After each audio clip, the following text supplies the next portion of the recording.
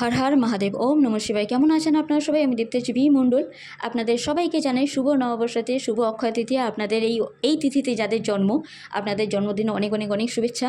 এইটা যদি আপনাদের ভালো লেগে থাকে তাই লাইক, কমেন্ট, শেয়ার, সাবস্ক্রাইব করতে ভুলবেন না। এই অক্ষয় তৃতীয়াতে আপনারা যারা চাকরি পেতে চান কিংবা যারা ব্যবসায় উন্নতি করতে চান, কার্যক্ষেত্রে কেরিয়ার লাইফ, তার জন্য এই ভিডিও।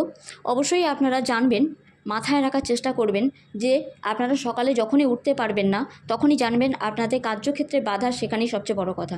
তাই চেষ্টা করবেন সকাল সকাল উঠে পড়া। বিশেষ করে অক্ষয় তৃতীয়াতে সকালে ওঠা খুবই প্রয়োজন, কারণ সূর্যদেবের আগে যদি ঘুম না ভাঙে তাহলে অক্ষয় হয়ে থাকবে সেটা, আর এটা একদমই উচিত না।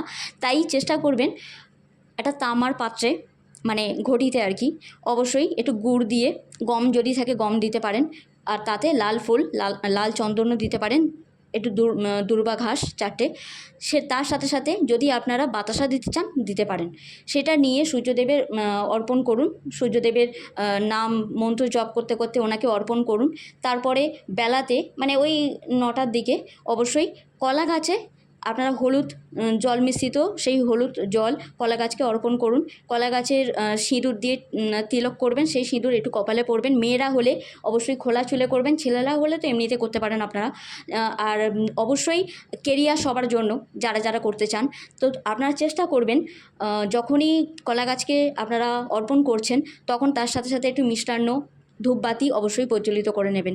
তার সাথে সাথে অবশ্যই একটা কথা মাথায় রাখবেন, গোল্ডেন সানরাইজ কাউন্ট, এই মন্ত্র অবশ্যই আপনারা জপ করবেন। তাতে কি হবে, আপনাদের ব্যবসায় উন্নতি হবে, সরকারি চাকরির বাধা কেটে যাবে। আর যদি আপনারা আদিত্য স্তোত্তম, যেটাকে বলা হয় আদিত্য স্তোত্তম, আপনারা যদি পাঠ করেন খুব মঙ্গল হবে আপনাদের। দুর্গা দুর্গা দুর্গা।